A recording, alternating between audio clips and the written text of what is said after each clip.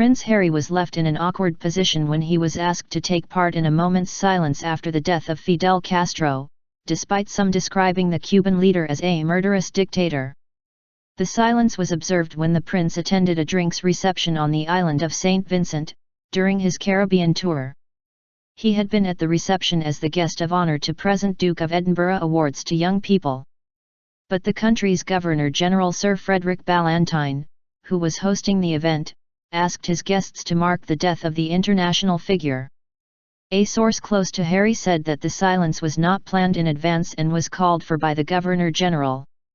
Tory MP Alex Shellbrook told Mail Online that forcing Prince Harry to join the minute's silence was very unfair and the government should make clear it was unacceptable. Castro was a murderous dictator. He is dead, and good riddance, he said.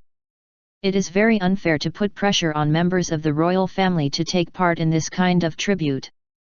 Prince Harry shouldn't be put in this position.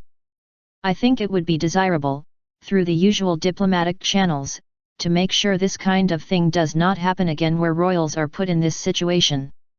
Ralph Gonsalves, St. Vincent and the Grenadines' Prime Minister, described Castro as a good friend of the island. He went on to tell of how the Cuban leader had invested in the country, which has been a trading partner for decades.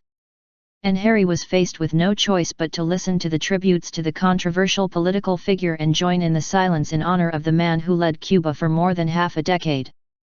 The 32-year-old stared straight ahead expressionless during the silence, which lasted around 20 seconds. So far, neither the Queen nor the Prime Minister Theresa May has officially made any statements about the passing of the Cuban leader, who some regard as a revolutionary while others see him as a communist dictator. Kensington Palace declined to comment. Conservative MP Michael Fabricant said Prince Harry had conducted himself well after being put in an awkward situation.